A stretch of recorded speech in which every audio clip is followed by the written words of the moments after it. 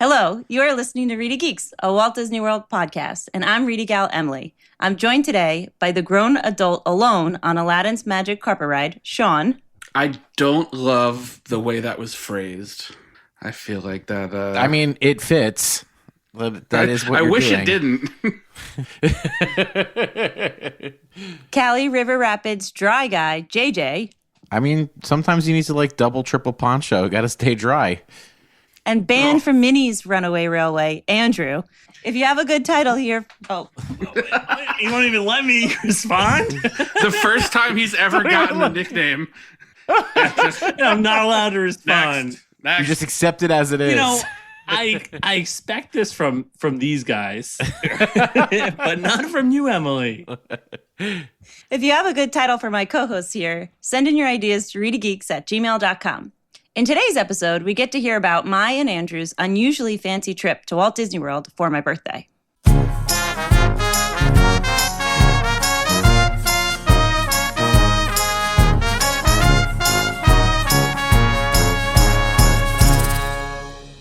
Now, trip reports are a common segment on many Disney World podcasts, mainly because every trip to Disney World is unique.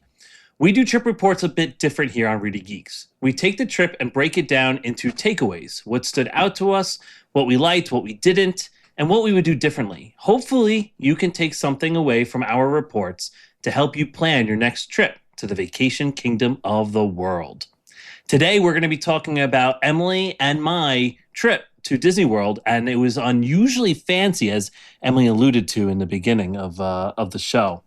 But I think, Emily, we should bury that lead. What do you think? What do you think, guys? Fair. Let's hear the regular takeaways first. Yeah, we got to get the listeners to at least listen to 20 minutes. That's what we need them at least to listen to. That's the sweet spot. That's the sweet spot. We can That's talk what about all the our routine. advertisers demand. I think while we're talking about sponsors and listenership, I think right now would be a good time to mention that we are looking for more reviews on Apple Podcasts. Apple Podcast reviews are really the lifeblood of any podcast. It helps us get into that algorithm and go up to the top of the search results when people are searching for Disney. And we would really appreciate a 5-star review, a good review from you guys. And to that end, we are doing a giveaway each month. We're giving away a Reedy Geek dad hat to one lucky reviewer. Moving forward, actually, we're doing something a little different. We're going to keep everyone's review in the competition. So whether you posted in April or May or June or March, whenever you posted your review, you're going to be entered into the competition each month that we're doing this until you win. Then you got your hat. You're good. And we're going to take you out. Yeah.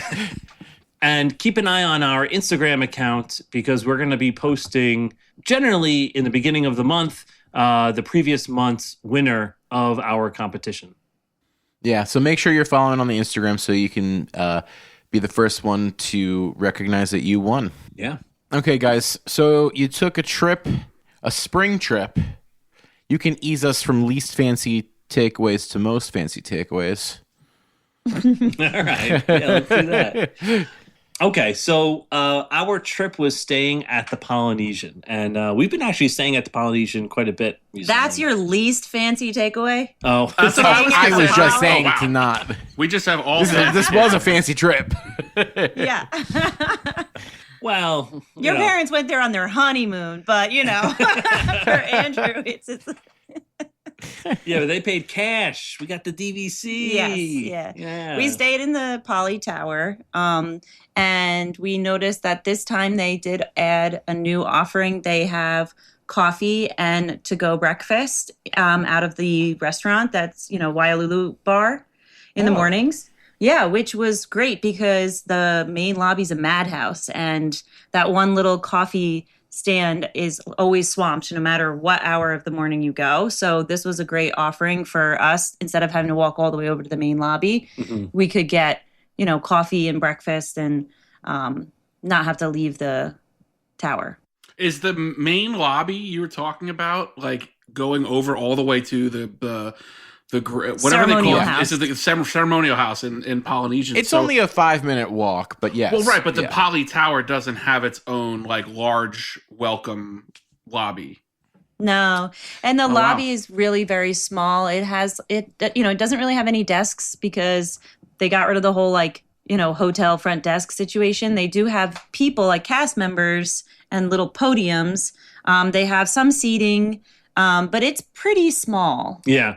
Like the lobby at the Island Tower, you can do more now there. You can check in there. They have baggage bellhops there. So you can do more there now, but I think the only thing they can't do is money. They don't handle money or any transactions. But this breakfast at Wailulu is not a sit-down breakfast where you get a menu and it's weighted. It's you go up to the bar, and there's just like a section at the bar with a little stand-up menu, and they're selling you basically like to-go sandwiches, egg sandwiches on croissants, Yogurt parfait, fruit, basic pastry, like very basic pastry. Grab and go stuff. Yes. Grab and go. But you can grab it and they'll give it to you in like a to-go, type of bag thing. And then sit down at the Wailulu Oh, you can seats. sit in the restaurant. Okay, Yes. but it's just every order is just to go. Right. So you right. take it yourself and bring it to the booth, and then you bus everything yourself. And I gotta Okay. say, the coffee's actually really good because it's made from the coffee machine for Wailulu Bar, and that's an espresso machine too. So it's coffee and espresso. Oh, okay. I was actually going to ask if it was good coffee because I think that's a staple of some of the newer resorts, right? Is that they're putting like coffee bars in the lobby. So it's kind of interesting that the new tower didn't have that. Yeah, they really needed Yeah. something else, another like small quick service, because Poly does not have enough for the demand that Poly gets and the amount of people that stay there. There's not enough offerings for quick service and for Breakfast. even breakfast, really. Yeah. And you think about how many people the tower has added, like having that Right. tower there is Yeah. added so many people. Think about the increased demand, and to not have anything for breakfast. Yeah. I I mean, Captain Cook's does do breakfast, and they got that stand. But that's That's- packed. It's going to be Yeah. Yeah, it's it's packed. packed. It's packed constantly. So this was really nice to see this, and it's funny when we went up to it. I thought that they only had one sandwich left, and it looked like a really sad sandwich, like just sitting out there. And then we learned that that's just the show sandwich. No, Like, not that's- we. Then I explained to Andrew that's a Let her display clarify. sandwich. It's a piece But of you wax ordered fruit, one. Andrew. Right. And they It's a made good it thing for you she's here. fresh. He would have told that story so differently. Yes. And then I would have gotten text messages, from Siri said, "Why did you include me on not knowing that it was a display sandwich? Stop using we." The royal we. Oh, the royal we gets me every time. Yeah. It was good though, right? Yes. Yeah. Yes. Yeah. It was good. It was good. So to piggyback off of our Poly stay, we utilized the Poly Tower for its close proximity to the Transportation and Ticket Center. So we went to Epcot from the Transportation Ticket Center, and we wanted to test out walking all the way from the Poly Tower to TTC because it is pretty far, right? And, Yeah. And actually, if you're staying at the DVC of Grand Floridian, you're almost just as far. So I feel like this also applies to the people who are staying there. It wasn't that bad of a walk. It's pretty nice. It's about 15 minutes from the room to TTC, like to the monorail. So counting the elevator That's down. pretty good. Yeah. Yes. That's yeah. not bad. Yeah, not too bad at all. Transportation Ticket Center, I don't know. I feel like I haven't been there in a really long time with the purpose of going to a park. You know what I mean? Yeah, the last time I was there was 21 or 22 because I stayed off property at the Grove. So we drove to TTC when we went to the Magic Kingdom. I feel like even when we were staying off property, we were finding some way to get into Magic Kingdom without going to TTC. We usually would Uber to Contemporary, pretending You we had, Uber like, a to breakfast Contemporary. reservation, Yeah, and we would that's the hack. Yeah. Well, we were renting a car. I was with Sam's family, so we So you got to park Yeah. it somewhere. we just You had to park drove. it. We drove Yeah. to TTC and parked the car. So Yeah. Well, TTC was like a mess. Just the amount of people trying to get through security, and but they move pretty quick. Yeah, the security line was really long, and I was like, oh my gosh, this is going to take forever. But it actually moved very fast. And then when we got through, we were going to Epcot, but the line for Magic Kingdom looked like insane. Like, Yeah. I would Yeah. never, Yeah. I don't know. It seemed crazy. And I heard that they're getting a new boat. It's like the first new boat since the 70s. is that replacing a boat, or is it just Or an is it just addition? adding a second boat in the like they're gonna just lump each other? A fourth boat? It's a fourth boat. Yes, it's adding a four boat. boats. So there's going to be There was there's gonna always be, 3. So Yeah. basically, at any given time, there was 1 on each dock and 1 traveling. Okay. Wow. in the most crowded times, right? Like at rope drop. Right. Or after fireworks. Yeah, or after fireworks. Right. During the day, there's usually I think there's like 1, or No, 2. I think it's 2. Maybe. You always Gotta 2. be like yeah. replacing each other. Yeah, exactly. Yeah. Yeah, I mean, looking at that monorail, I definitely would have taken the boat. That was ridiculous. It was a lot of people, but it wasn't too bad going to Epcot. So if you're going to Epcot from Poly, or really from the Grand Floridian, because I think getting on the monorail and having to stop at Magic Kingdom, and then having to stop at Contemporary, then having to get off the monorail, go down, go back up the Epcot monorail, that all takes time. So I would almost consider walking too. You can't just transfer. Like, there's not like a transfer track where you just get out the other way and wait on a platform. No. No, you have to go down and You then gotta go exit, back. fully exit, and go up the other ramp. Interesting. Yeah, you don't have to like Or- exit security. No, you don't. No, exit but you security, do have. You can got to go fully across. travel the ramps. Oh, okay. We started both of our days at Epcot. So for us, being at the Poly Tower, this worked out really well for us because we went, to TTC both mornings to start our day at Epcot. We went the first day, not planning on necessarily doing it the second day, but we had such a great time, especially since it was springtime and it was Flower and Garden. We wanted to go back because we didn't have enough time to do all the booths that we wanted to do. So we ended up going back the next morning and starting our day there again. Yeah, Flower and And Garden we- is the best festival. It's the best one. I think so. It's the best festival. Yeah, for your experience, I think it's the best. If you just want to eat and drink, it's Yeah. definitely Food and Wine. But Flower and Garden, I think, has the best of everything. Yeah, it's got these beautiful, flower arrangements. The park is done up perfectly, and the booths are really great too. Like we had some really rock star food options throughout the booths. yeah. Do you have a best of the fest? Yes, we do have a best of the fest. We thought that the sticky rib. No, Again, you didn't. the you didn't. universal we. Like, why would you think I think that? You didn't ask me. All right. Well, these are my notes here. I wrote You can these say notes. I. Did you Okay. ask your I wife thought for this- her notes? I sent my notes, and you said it looked great. So, sticky ribs at Trillis was, I think, the best. I thought was the best. That's Bethany Vinton said that and the flatbread from that same booth were the 2 best things. Oh, You want to guess what my favorite thing was? Was it the flatbread from that same booth? It was, yes. Yeah. The flatbread was fantastic too. Yeah, honorary Yeah. geek Bethany said that, so you got to trust her. She's her coronation ceremony's coming soon, I think, right? Yes, as the an queen of expert. food. Yeah. Queen of Disney food. Yeah. Yeah. We thought though that the best value could be found elsewhere though.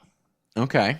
Do you remember where this was? It was the honeycomb booth. That Oh, it was was a honeycomb yeah, booth. it's The whole where the booth. old Starbucks used to be. I don't remember what it is now. Like across Yep. from there's the honeybee themed Oh yes. booth. Yeah. I've eaten stuff there at previous Flower and Gardens. Yes.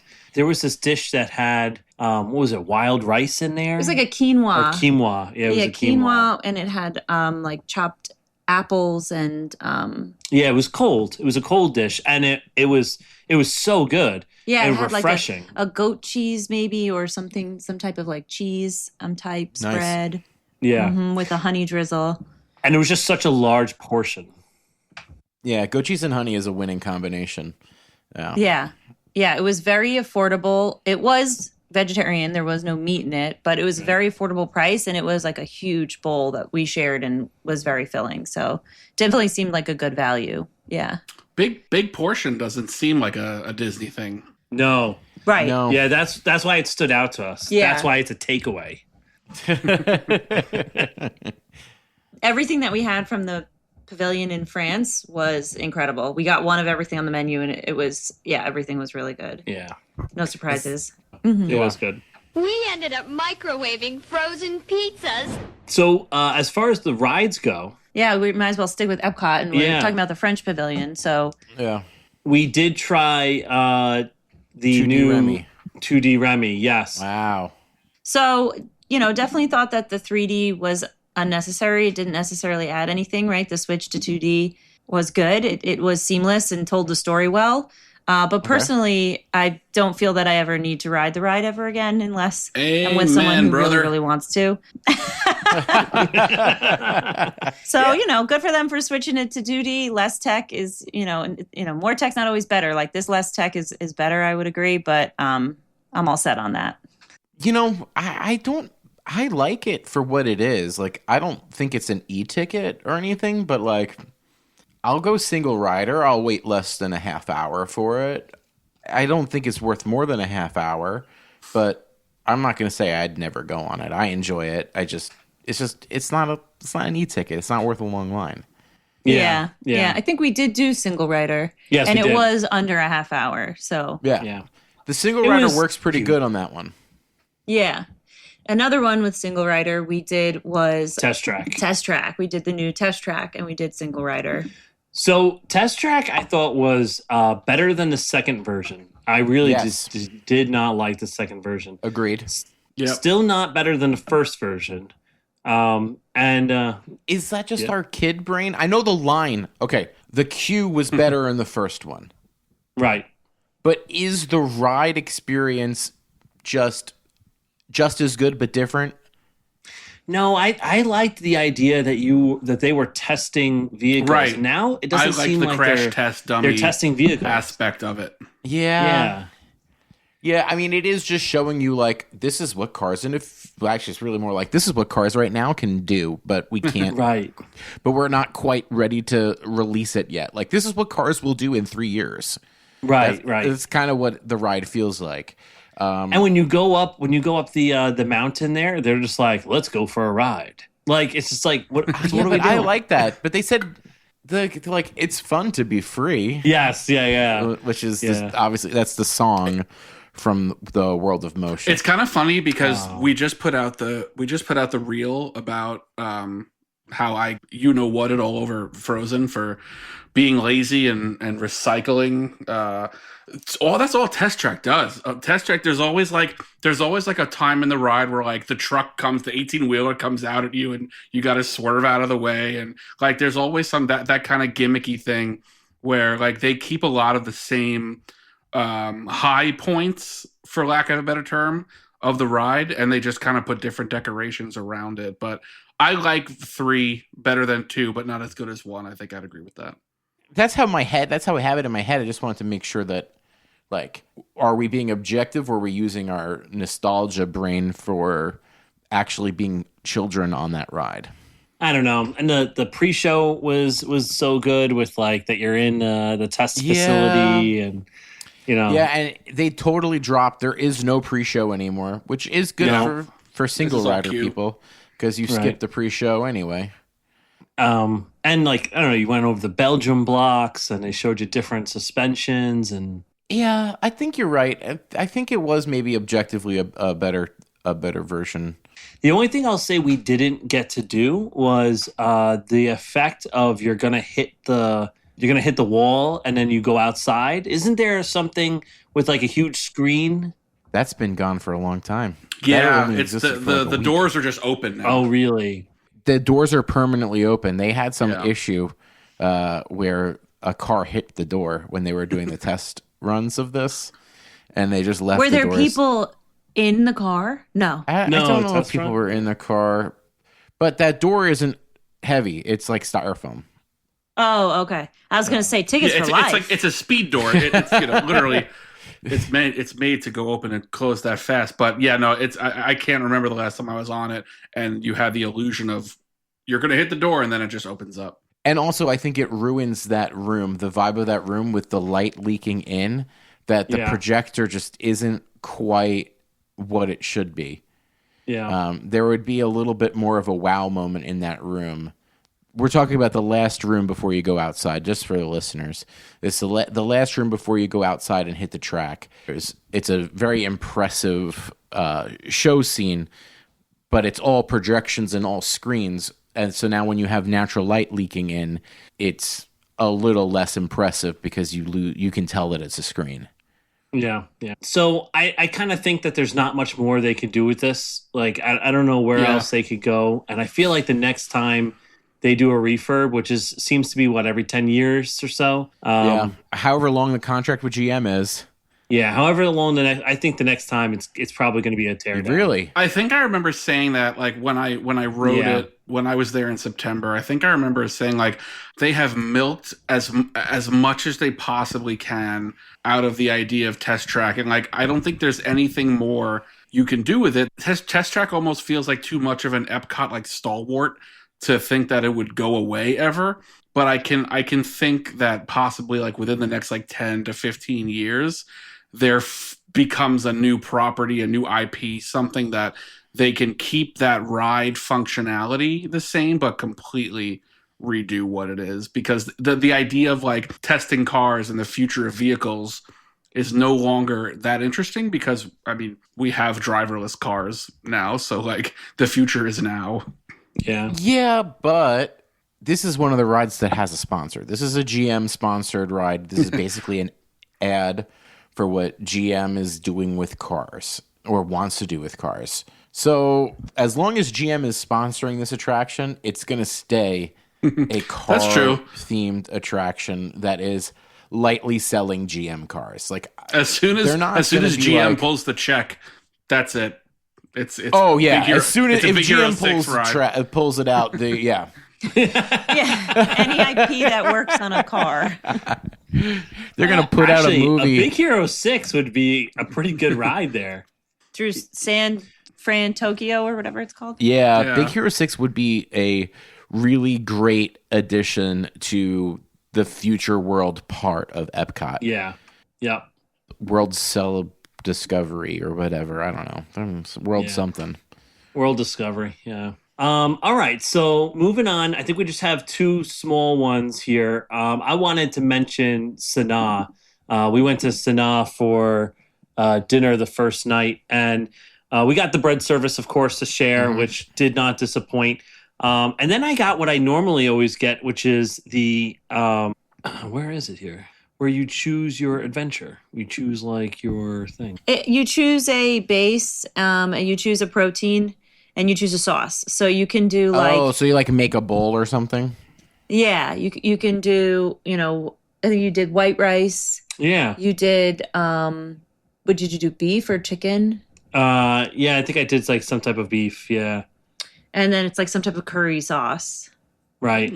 And I know like one of the other people that we were with did like the chickpeas with the fish, and the sauce. It's like a major thing on their menu. I'm not seeing it on this menu online. This looks like but either way, it was good, and it's always good, and you could be as adventurous as you want in what you pick, the type of meat. Actually, I don't think I got beef. I think I got lamb. Oh, yes, lamb. I got that. Yeah, I got lamb. So you can be as adventurous as you want and that. But what Emily got, you got the pork tenderloin. Yeah, I did. And that was delicious. That was so good. Perfectly cooked. Yeah. The Spice Trail pork tenderloin. If you're going to Sanaa, hugely recommend that. Oh, yeah, that sounds so good. And Yeah. it was a huge serving of pork. It Yes. was like a massive, massive pork chop. Red wine reduction, goat cheese, potato puree, carrots, leeks. That sounds like a winner. Yummy. And also, Andrew, I did find your entree. It's just called Pochi Inspired. It says choose one from the journey, and it's like butter chicken, lamb vindaloo, shrimp curry, and then you choose something from the harvest. There's like a chickpea, a masala, the dal, and then it's served over rice. Yeah. That's exactly what it is. It just looks different on their printed menu. Yeah. So that was a great meal. And Sanaa is always such a fun experience. I feel like the staff there, it feels like old Disney to me. Like when we got there, we were waiting on some people, and on their check-in table, they had that game Mancala. And I was like saying to Andrew, oh my God, I haven't seen this since elementary school. And the woman who checked us in was like, oh, take it, play with it, bring it back when you're done. Like, it's ours, it's here for people to share. And, so she taught us the rules really quick. We were playing while we waited for my dad and his girlfriend and her daughter joined us. And, that we were there actually for the whole opening ceremony of Sanaa. Every day they open the restaurant with a performance where they have... that's really cool. It's like 5 or 6. Yeah, playing drums, and it was really, really cool to watch. We had never seen that before. I didn't even know they did that. I think it's the really cast cool. members that are brought over on their culture program, the specific culture program for Animal Kingdom Lodge. That's so cool. That's really cool. Again, I think this is probably because it's the DVC restaurant that they have like a little bit more of that personal touch. Yeah, probably. Yeah.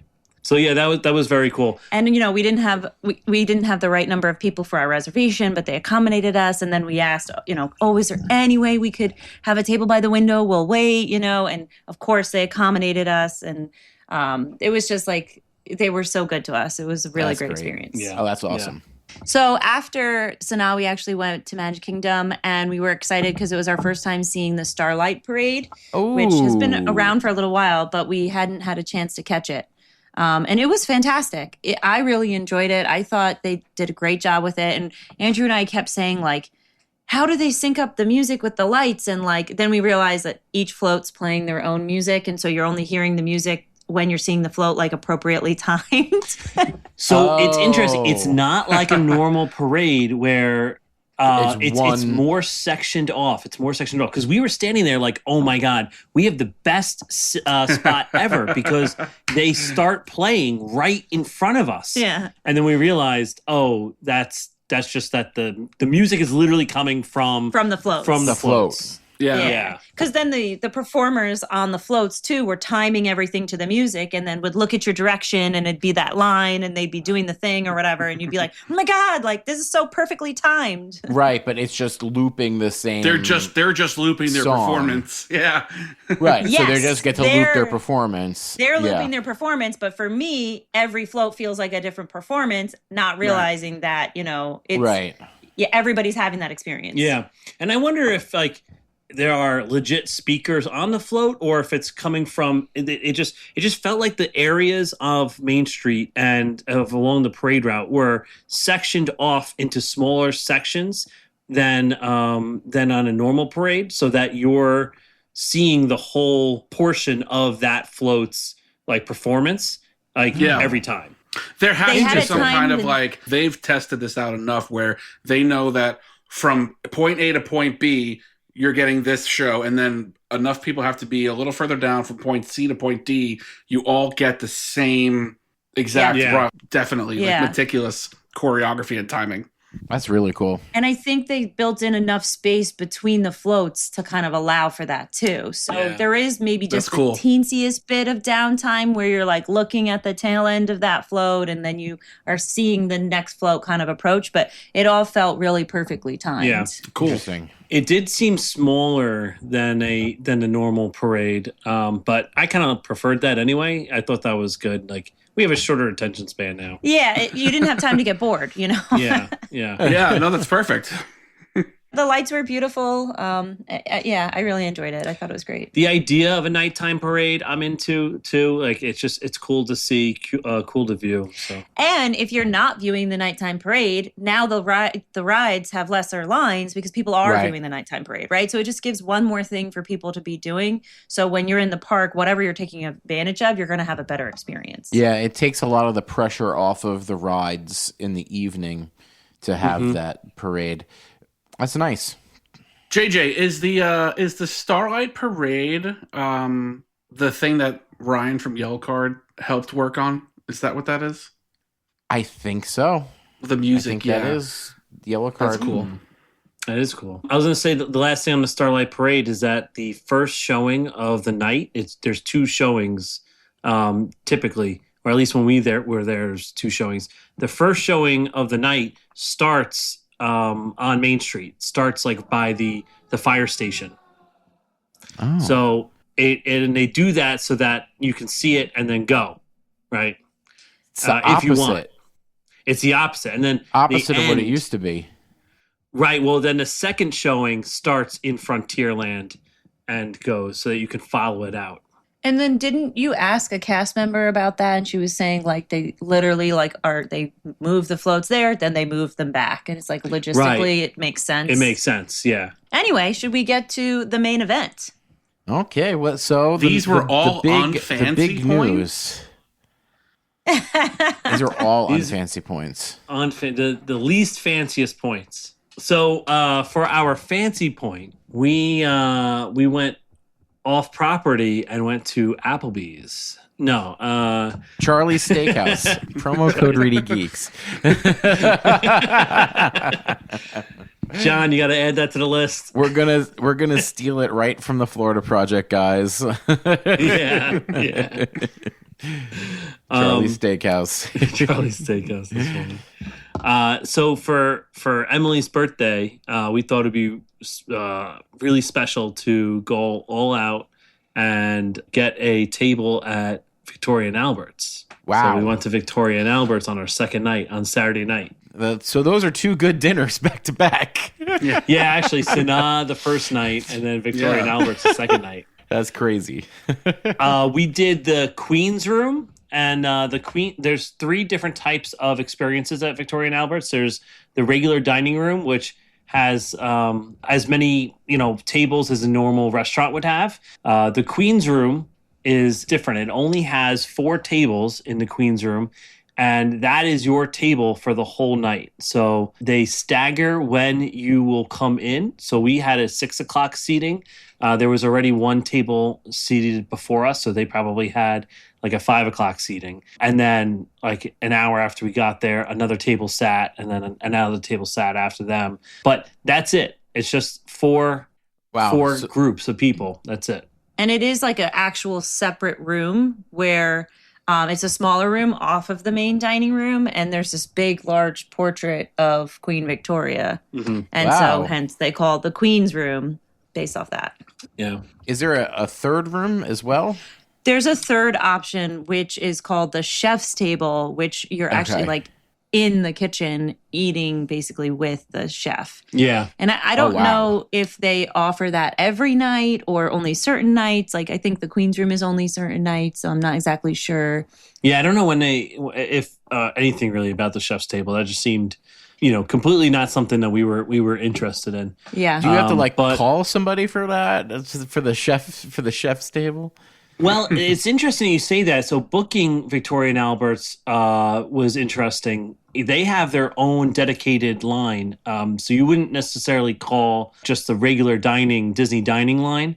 It's their own special people that do that. Their own dedicated reservation system. Yeah. Wow. And they are the nicest people in the world. Really, really sweet. And, probably that's a necessity of being in that position. You can still book it online, and that's how we ended up booking it was online through the Disney World app and website. But at the 60-day mark, it was gone. That the whole night for the Queen's Room, and we were very upset, or I was devastated. I wanted that for you. For your birthday. We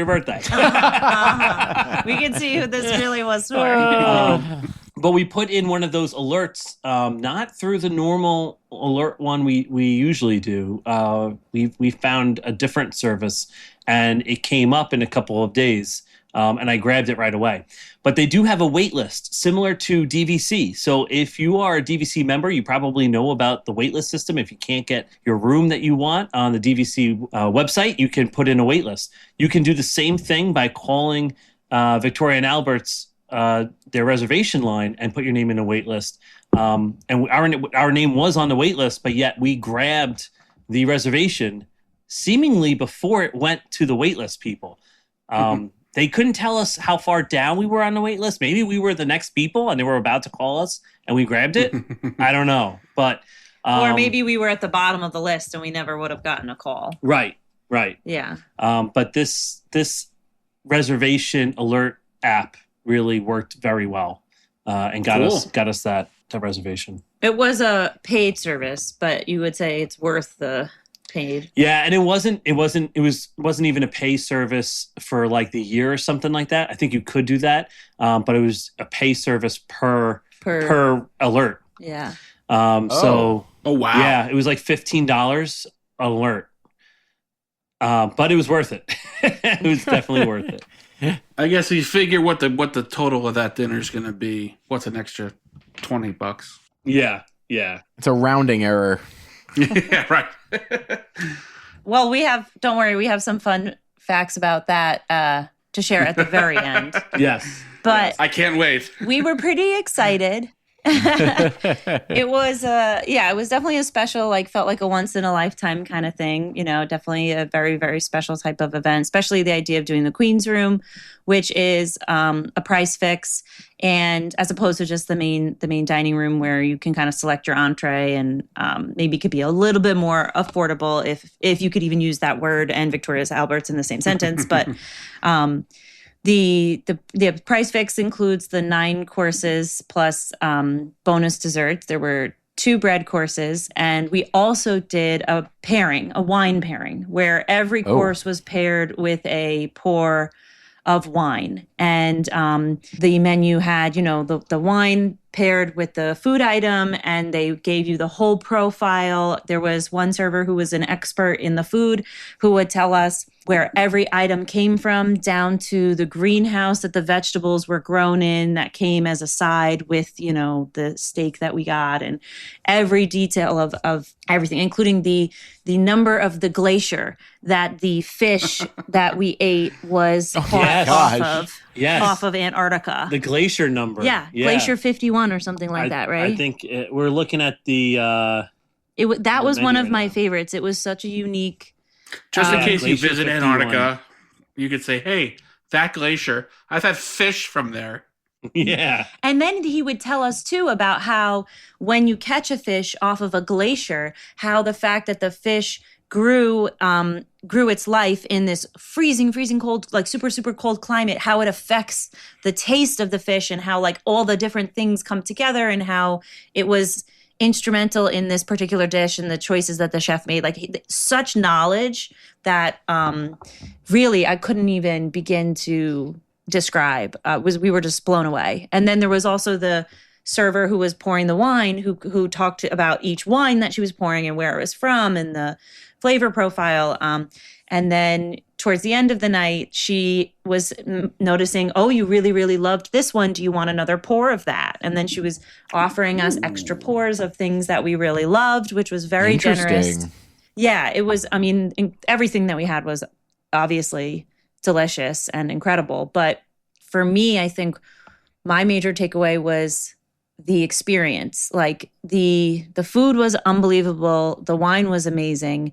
But the experience left me feeling just so incredible. Everything was so personalized, and they were so knowledgeable and so excited to engage with us through this whole experience.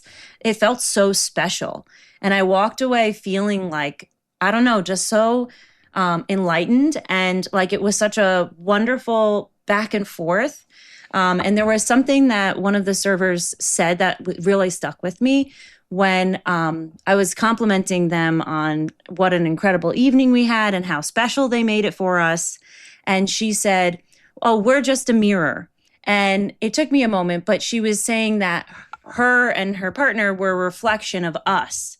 And so even the compliment that I was giving to her, she turned back around and gave to me. I was just like, I mean, I literally like left with my head was too big to get through the door. Like I felt like incredible. Yeah. And she wasn't wrong either. Like we could tell with the other tables, some of them had been there before and like had been through this. And so they weren't really interacting with the waiters, the waiter and the waitress as much. So the waiter and waitress weren't interacting with them, right? They were a little more businesslike, go there and pour and out, right? Like something like that. Drop the meal and out, right? Because that they know that that's what their client wants, right? So I think that's so true that we were very talkative. We were like looking them in the eye the whole time and clearly with our body language, like very interested in the whole experience. Oh, that's so cool. And everything was individualized, like even down to the menus. The menus had our names on it. It had Emily's 35th birthday. Happy 35th birthday, Miss Emily Shopey. The date. Yeah. Victoria Queen Room. And they reach out a week beforehand to get all this information. Like, are you celebrating anything? How do you spell your name? How do you pronounce your name? How do you wish to be addressed? How do you wish to be addressed? Yeah. And then also, like, do you have any allergies, any preferences, things like that? Because you can't just show up the day of and say, I have a shellfish allergy, right? Like, that doesn't work. And so if we did have an allergy, our whole menu would look completely different. Right. It really is individualized towards you. Right. Like they printed it for us and it was on in an envelope on our table. But even the arrival experience, like you walk up towards, as if you're walking towards Citrico's, but it's a very subtle entrance to the left. It's not a big fanfare. It's just a closed door. And you're like, oh, okay, this is the way towards Victoria and Albert. So you start walking that direction. And the door opens, Mr. and Mrs. Shopey. It's like, how'd they know it was us? Like we're the only people coming to this restaurant, right? Yes, that is us. Right this way. Please enter. We were expecting you. How are you doing? Come in, the whole thing. And that's the whole point of having people arrive at different times. Staggered arrival times. Even though there's only 4 seatings. Yeah. And then every little thing, right? Like they seat you, the whole thing. The first time, I think it was you who got up to go to the bathroom. Yeah. Like they like follow you to the bathroom, make sure you like get there okay. But then they like wait for you to come back so they can pull your chair out and like push it back in for you. Seems a little creepy. Fresh napkin. This guy was in there a while. That guy was in there for too long. Did he wash his hands? Oh, sir, I did not hear you wash your hands. Please go back. Turn around, back in. And it's a little bit of a dance too between the two the wait staff. Like you have 2 wait staff. You have basically your waiter and then your drink waitress. Yeah, right? they were both like servers, but they kind of specialized in those 2 things and kind of played off of each other. But there was even one time that you were in the bathroom, Emily, and so our waiter comes in and he comes in with the plates that he has in his hands, and he just he's standing up completely straight, and he must have just seen in his peripheral that Emily wasn't there, because he immediately walks to the end of the room, makes a circle, and then walks out of the room with the plates, because he's not gonna put the plates down unless Emily is there. But it's not like he came over and noticed and was like, "Oh, Emily's not here. I'll be right back. I'll be back in a little bit." Right? It was just like we didn't even make eye contact. He just knew that she was not there and walked out. So wow, it was. Yeah, it was pretty cool. You don't get that service at Chili's. No, you do not. No, you do not. Did your fajitas come out sizzling? It was buy one, get one margarita. Did everybody have 2 or only the people that got the wine pairing? Those servers were doing all the tables in the room, just that room. Those 2 servers were doing the 4 tables. Doing those 4 tables. And those are their only tables for the night. Right. So we got kind of talking to our one server a bit, got to know him and his story a little bit. It wasn't his first experience in fine dining. He worked in fine dining in New York City, but had always wanted to work for Victoria and Albert's. And, back and forth through our conversation, certain things came up. And he mentioned, like, you could probably make more money waiting elsewhere. He's not boasting that he's making the biggest tips of all waiters in Disney World. Like, he only has 4 tables for the night. Right. And his passion was so clear. Like, I said to him, I was like, when did you fall in love with food? Because his passion was so clear, like that his every detail was meticulous. And he did tell us a little bit about it. Like, he said he's doing this because he really loves fine dining and is passionate about it and has grand career plans for himself, but this is, that path that he wants to be on. And it was really interesting. He told us where he worked previously in New York City and like paused for our reaction. And we were like, oh no, sorry. We're not normally like these type of people. We have no idea what that is. Have you heard of the We Inn are way in out of our Long element Beach? here. Exactly. They have great quesadillas. That's really cool though, because like it feels very, it's like in a way this is also this is a show. Like, this is a presentation. This is a performance. Like, you have four seatings, which allows them to, be knowledgeable, that the chef or a sommelier or whoever is coming out and giving you all this information. They're being informative, but like they're also presenting it to you in a show. And like, I think that's, in a way, it checks all the Disney boxes where it's like informative. It's got show, it's got whimsy, it's got class, it's got like, a little bit of magic. And it seems to, I don't know if I'll ever sit down at Victoria and Albert's, but it sounds like a really cool experience. And that's probably why Israel, the maitre d', got a Michelin star for his work in setting up the restaurant and training the staff and everything. And individualized Michelin star just for him. Right. For his service. Wow. We did get to meet him. Yeah. He came out and introduced himself to us. Which was really cool. Which was really cool. Did you say that you have mutual friends? Well, I first of all, I didn't want him to be starstruck by telling him I'm the third co-host on a moderately successful Disney podcast. I think Number 27th on the list is better than moderate. I didn't want to tell him that we were Million Podcast 27th best Disney World podcast. We're going to hang that from the rafters.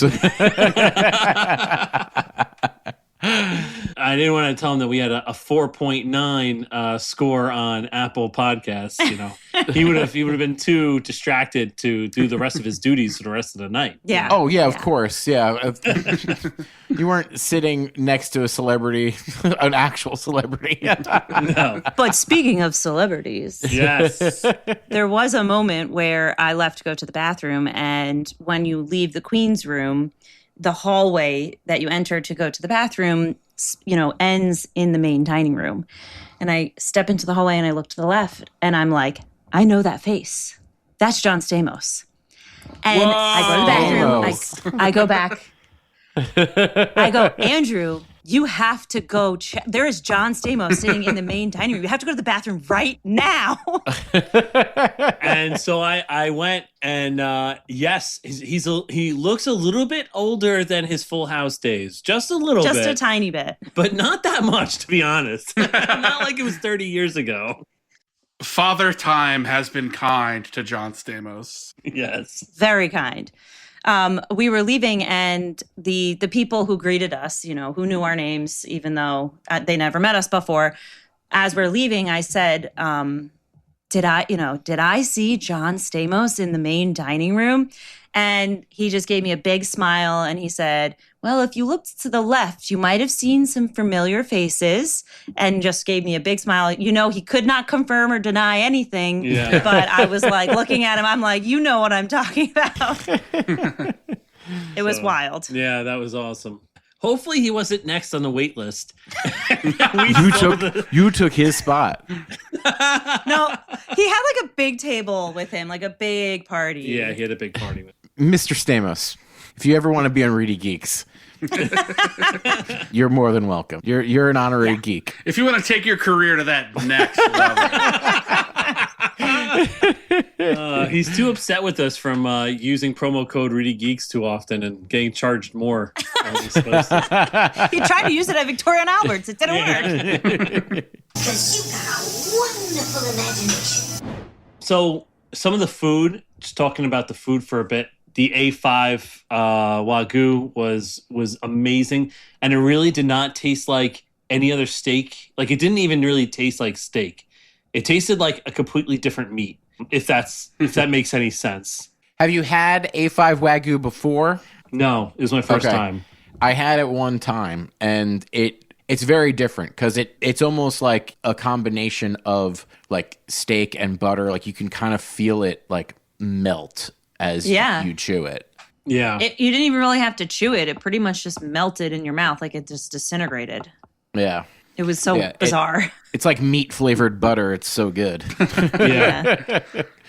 And other things too, like there were simple things on the menu like gnocchi, but it was just so much more elevated. And a lot of it had to do with the sauce that it was in. So their sauce guy, I forget what you call a sauce guy. Saucier. Can you guess? Saucier. There it is.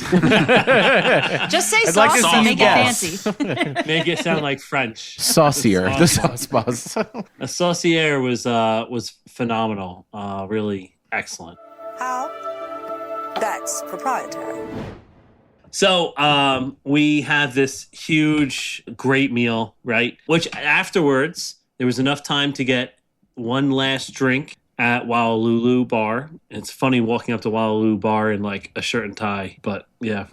That was our last night there. We go to bed, we get up in the morning, go to the airport, and we get to the gate, and they are asking for volunteers to get on the next flight. Apparently, our flight was overbooked, right? Classic. And so, Oh my gosh! Every time. How did this happen? How does this keep happening to you guys? I don't know. I know this happened. This is like the third time it's happened to us. Yeah. So what happened that I looked at you and were we like, could we do it? Can we go on the next one? Well, no, I think basically that we walked up to the gate, they were already had already announced it. There was already people talking to the desk about taking it.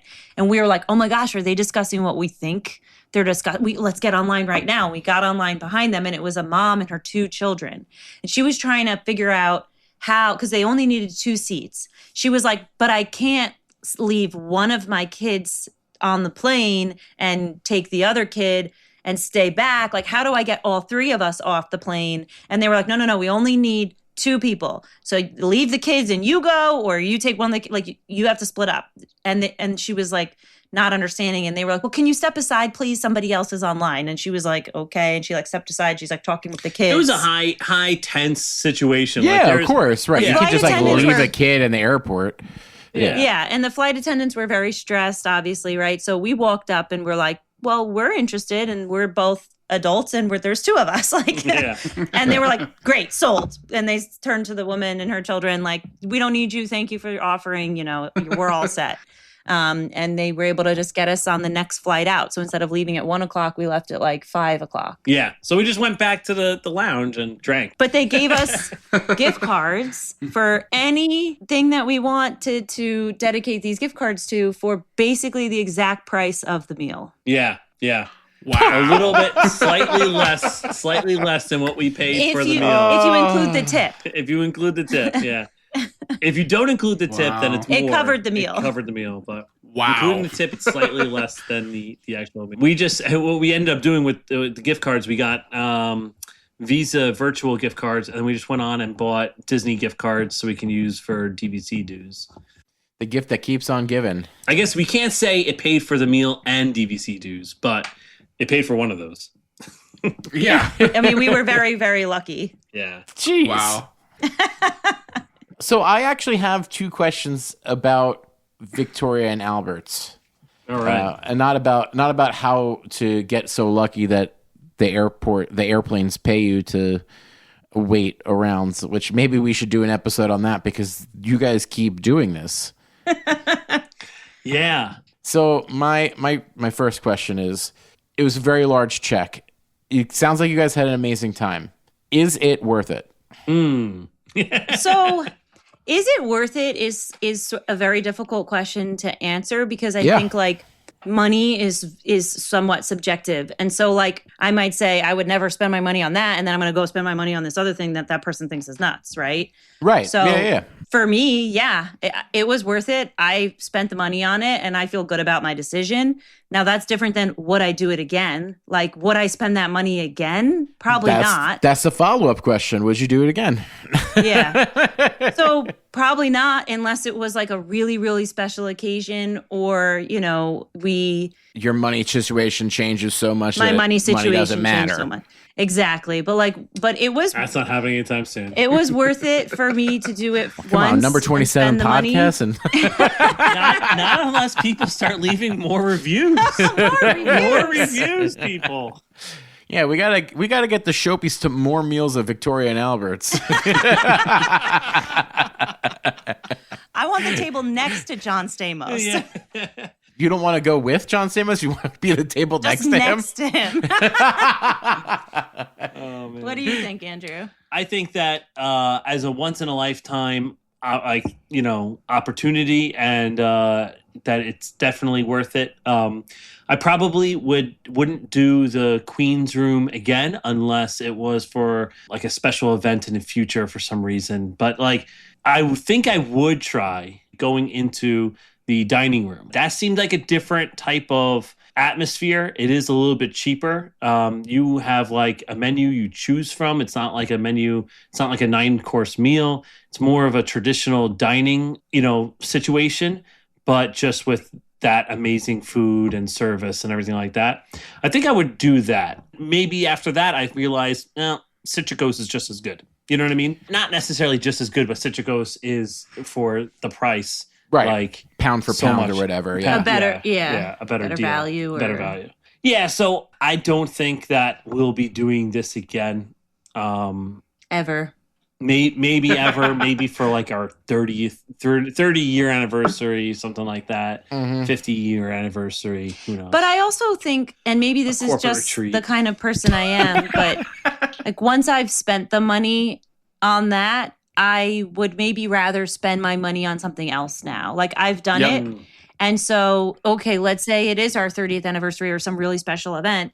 Like there are other things that I haven't tried yet that I could take that money and spend it on trying something new. So that might be my personality, but like I'm glad I tried it. I'm glad I did it. It was incredible. That's where I That's stand. actually a really good point because like now I always wanted to go to the Japanese version of Victoria and Albert's in the Japanese pavilion. Yep. I've definitely wanted to try that out. I don't think it's as expensive as Victoria and Albert's. I think it's more in line with when you're in the main dining room. The main dining room. Dining room. Okay. Yeah. I think it's more like $300 a person and not this extra that you guys did.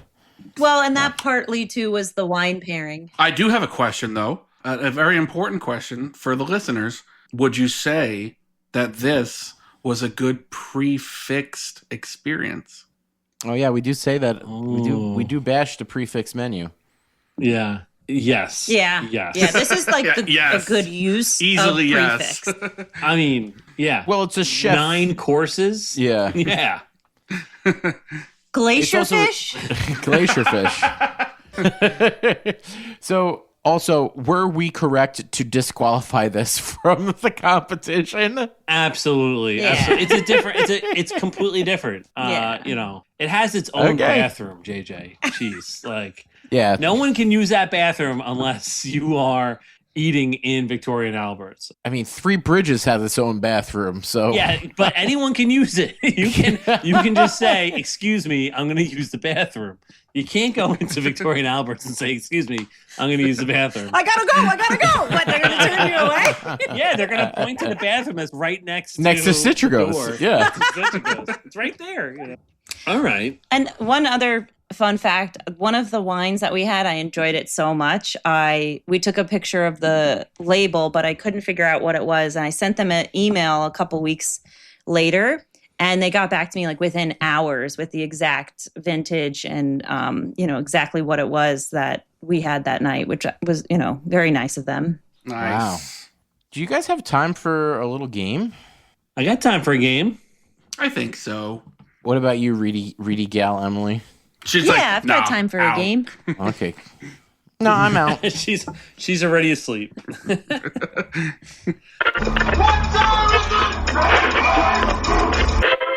Okay, guys. This game is a geek favorite and a twist on a classic icebreaker game that you've played excitedly before and then been not so excited to play it, and now you only reluctantly play it. But this has a Disney trivia twist. So I'm going to read a series of 3 statements, and you must decide what will fly away, because it's false. This game is called Two Truths and Fly. So the person that can correctly identify the lies most will be our winner. It's a pretty straightforward game. Does anyone have any questions on how this game works? Andrew. Yes. Andrew has I'm questions. just kidding. No. Boys, watch your manners. Yeah, if you can't say something nice. Boys. So, which fact is false? 1.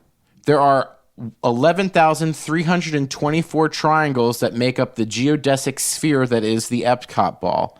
2. Kilimanjaro Safaris is larger than the Magic Kingdom. Or 3. There are over 400 animals carved into the Tree of Life.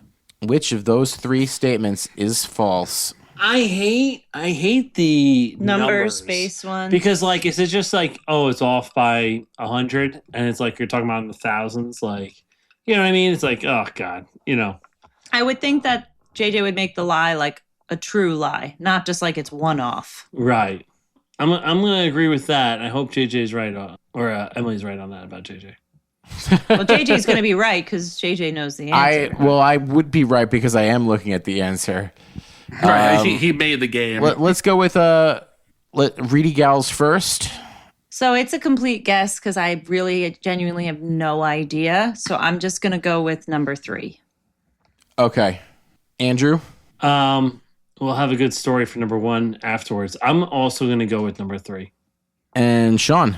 I am going to make this the most boring round of this game possible and go number 3 because I'm pretty sure I know for a fact that this is the lie, but let's see if I'm right. Everybody is correct. Yay! Everybody's correct. There's only but I did only change the number by 100. There's only about 300 animals. So I did. There's only 300 something animals on the. Yeah, I feel like that's not enough. I should have made it. Lie. I should have made it maybe higher, but you guys all still figured it out, so I think I'm okay. Well, it's so funny when we stayed in Vero Beach, and in Vero Beach, they have.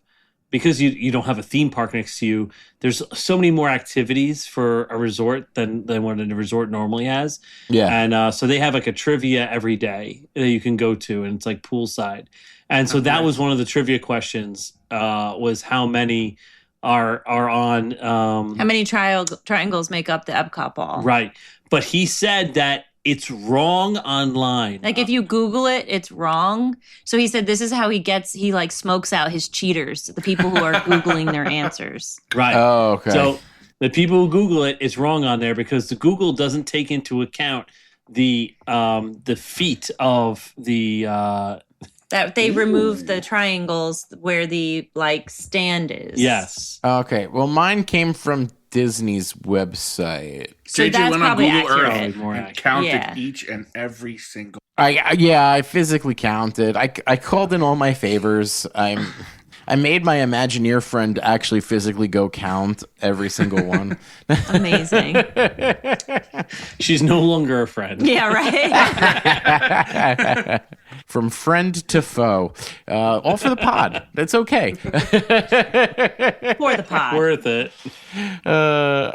Okay. Which fact is false? 1. The clocks at the Tower of Terror are all stuck at 10:13.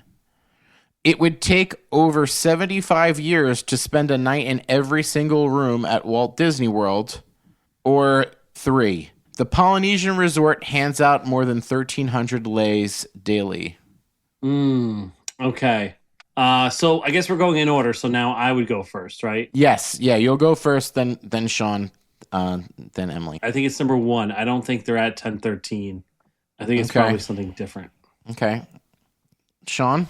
Unfortunately, that too was what I was going to say. So I will stick with my gut and say that's a lie.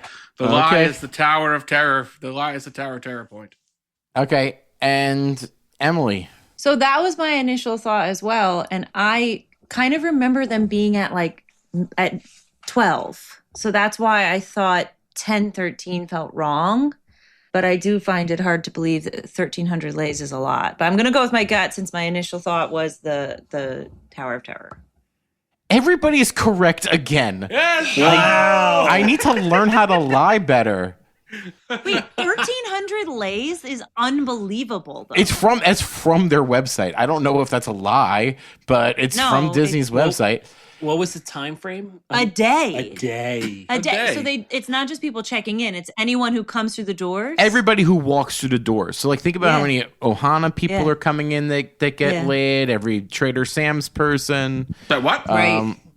No wonder they're fake. I said what I said. Which Disney resort has the most? Oh, no, I'm just kidding. Gets laid the most. Emily, you are wrong with the time, though. Apparently the time is 8:05. What? Huh. Yeah. 8:05. There's got to be a reason. Well, it adds up to 13. 8 plus 5 is 13. Oh. That's why. The Taylor Swift number. Yep. They did it for Taylor Swift, actually. That's why. back in 1992. Right. No, she 96, 96. She wasn't born yet. 80. Oh. Well, no. Taylor Swift was born in 89, and the 89. Tower of Terror is 94. They were planning ahead. 94, yeah, I think. Yeah. They knew. Which of these is not a name of one of the trains on Big Thunder Mountain Railroad? Nice. Oh, this is not fair. Good. This is a good one. Option 1, you be intrepid. Option 2, you are daring. Option 3, you be bold. My answer will be intrepid is not the correct one. Locked in. Intrepid is not correct. Okay. Emily. I am going to go with you are daring. Okay. And Andrew. You know what? Let's go all 3. I'm going to be you are bold. You be bold. You be bold. Okay. Sean is right. Intrepid is the lie. That's what I was going to go with. Yeah, boy. Okay. Which fact is false? All Star Sports has a giant tennis ball can that can hold 9.5 million regulation-sized tennis balls. 2. The amount of popcorn served annually at Walt Disney World weighs more than 2,000 African elephants. Option 3. The Disney buses travel 24 million miles a year.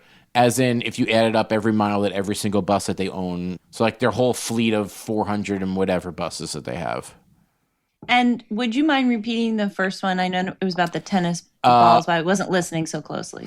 All Star Sports has a giant tennis ball can, like a big, what you'd buy a tennis ball in, that can hold 9.5 million regulation-sized tennis balls.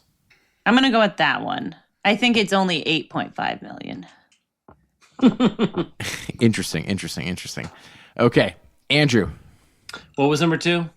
Number 2 is the amount of popcorn served annually at Walt Disney World weighs as much as 2,000 African elephants. I'm going to go with that. The popcorn? Yeah. It's your favorite snack. I know. And Sean. I, too, am going with the popcorn fact. We're both wrong. Emily wins. The geeks are right, and the gal is unfortunately incorrect. Whoa! Yeah. Wow. At first, 9.5 million tennis balls? Elephants is too much. Yeah. That's insane. Where? Yeah. Also, it's only about 1,500 elephants. How much popcorn Disney sells is about 1,500 elephants. That's 500 less elephants. Not 2,000. Okay. Which fact is false? Toy Story Mania is the first attraction to be designed for both Disneyland and Disney World at the same time. 2, 10,000 pounds of food is served to the animals in Animal Kingdom every day. Or 3, there are 6,000 species of plants that horticulturists care for at Walt Disney World. And I go first. And you go first. I think it's Toy Story Mania. Okay, Sean, I have to replug this in because my computer's about to die. So you think the lie... Andrew, I just want to confirm, you think the lie is that the rides were developed at the same time for each other? Both parks at the same time? Yeah. Okay. Right. I think I'm going to go with the amount of plants. I don't think it's 6,000. That seems like a lot. Did both Toy Story lands open at the same time? Is that a valid question? I don't think we can tell you that. But yeah. But I also think I'm wrong. If I could change it, I think I would change it. So is the Toy Story lands, the horticulturists, and what was the other one? What was number 2? 10,000 pounds of food is served to the animals in Animal Kingdom every day. That doesn't sound like enough to me. That was the one that I thought was a lie. Guys, Sean's got it again. Wow. Sean's just winning. Let's go. Once I said it was number 1, I thought to myself, you know what? Toy Story Mania came about right around the time that they were starting to turn like exchange rides. Like Soarin' came over to Epcot, right? And it's like I could start to see them starting to plan. Every ride they make now is going to be like this ride is going to go into multiple parks. Yeah, it also coincides with the beginning of phase 2 of DCA. Right. So what's the score? 5-3-2. 5-3-2. You have 3, Andrew. Okay. Sean has 5. The penultimate question. Which of these is not the name of a character in the Country Bear Jamboree?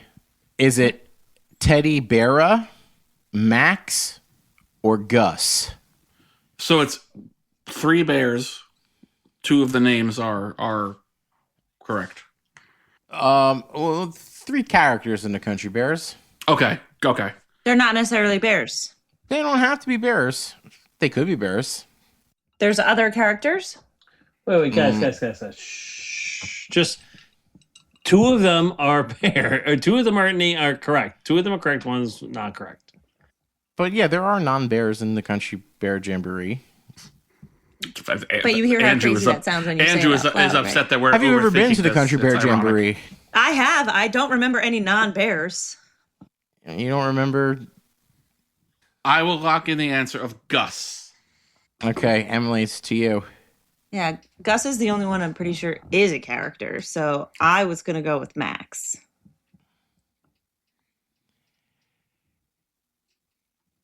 And okay. I'm going to go with the correct answer because it's the moose, Max. It is a character or it's not a character? It is a character. It's not a bear. Right, no, but that's not what JJ said. Asking. Which of these names is not the name of a character? Andrew loses. No, I'm going with No. I'm going with Gus then. You're going with Gus? I'm going with Gus, yeah. Okay, the geeks are right. How is that fair? Well, So I agree that guys- it's not you guys- fair. I agree that it's not fair. Teddy Andrew's Beara disappointed. is the Is bear who? on the swing. yes, Max yeah. The girl? is the stag on the wall. That's the why stag. Melvin is the moose. And who's Buff Gus? Buff is the buffalo. Gus is a character I made up. Gus is the lie. So Gus is flying away because it's a lie. So last question. No one can catch Sean, but can Sean go undefeated in Two Truths and fly? ooh, that's good. It would be the oh gosh, why am I blanking on it? Jake Sully, because if we're gonna fly, and he's flying on the Taruk Makto. Taruk Makto. Can Sean be the Taruk Makto of Two Truths and A fly? lot of pressure on this question.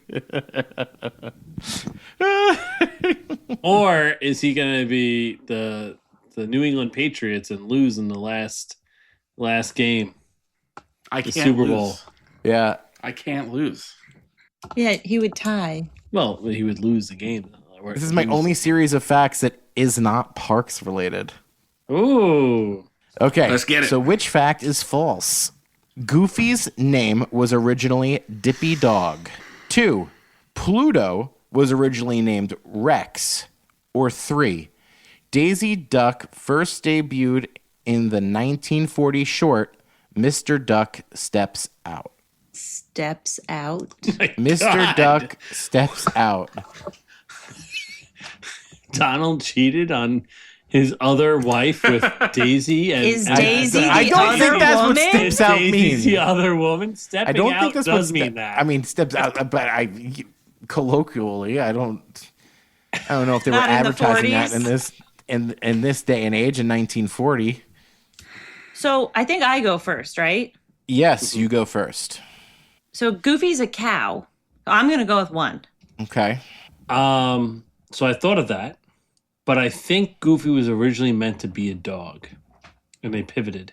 So I'm gonna go with 3. Okay, now it's down to Sean. Okay.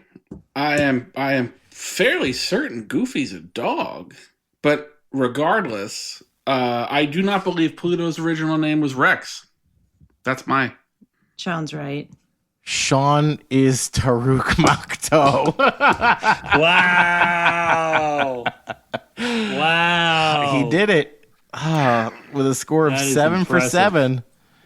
Pluto was called Rover in one thing Rover, before okay. he became Pluto. Goofy's name was originally Dippy Dog, and Goofy is a dog. That's why he's got long, floppy ears. Right, he's like a Wait, beagle. he's is a not a dog. cow? He's not a cow. No. I know he is associated with Clarabelle the Cow-like cow. behavior. No, Clarabelle. Wait, so Clarabelle's a cow and Goofy's not? Correct. Goofy's very ambiguous. There's a lot of No, Goofy's a dog. No, I know, but there's Yeah. a lot of questions about that, right? When did Are there? did Pluto come to be? Oh, long time ago. 30s, 40s, something like that. 30s. 30s. 30s. He's actually Minnie's dog. And I would imagine people weren't naming their dogs Rex in the 30s. They were naming them Rover. Rover sounds like a dog's name. Calm down, Rover. I was only kidding. So I think that a lot of people don't associate him with a dog because the dog in their universe, Pluto, like Doesn't wear clothes and wears Right. a collar. acts Makes like no an actual sense.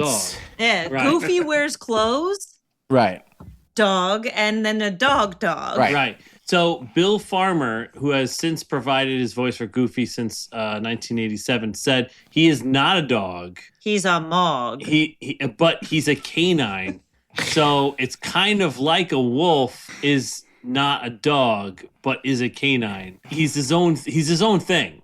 Goofus Canis. Goofus Canis. That's what he Right. is. But none of those He's are joking. cows, He's though. joking. No, None those of them are cows. Not a cow. No, he's not a Not cow. a cow. He's maybe a werewolf, apparently, according to Bill You Farmer. think you can Well, milk Goofy? No. He's associating Goofus Canis as like how a wolf is the same, like in the same family as a dog, but not a dog. Right. Yeah. That's why I said a werewolf. Oh, he's a werewolf. Yeah, He could because be a werewolf makes more sense because it's like a man dog. When like Right. Goofy's like a man Yeah, dog yeah. in that universe. Goofy should just be walking around naked then. That would be a sight to see. I want to be there on that day. Why does Goofy need clothes if Pluto doesn't need clothes? Disney, please give Reedy Geeks press access to the unclothing. Answer these hard-hitting questions. We have to end this. We so This is badly have to all. end this. This is all staying. Well, congratulations again to Sean. He proved to be Tarek Moto by going 7 for 7 in 2 truths. And fly. Nice. Proud of him. Sean, want to take us out? Thanks for listening to another episode of the ReedyGeeks podcast. Like, rate, and subscribe wherever you get your podcasts. Any questions, comments, concerns, future titles, or topic ideas, email us at reedygeeks@gmail.com and check us out on all our socials at ReedyGeeks. We'll see you next time. Take that out. That makes me sound like a sore loser there. Yeah, that's because you are. That's the send-off. That's not going to be the send-off. Makes you sound like a widow baby. This week's Honest Send-Off comes courtesy of the Geeks. If you have an honest send-off that you want played at the end of one of our episodes, please submit an audio clip to us via our email address, ReedyGeeks@gmail.com. Reedy Geeks, a Walt Disney World podcast, is hosted and executive produced by Andrew Shopey, Sean Murphy, and JJ Hefner. Music and audio engineering by JJ Hefner.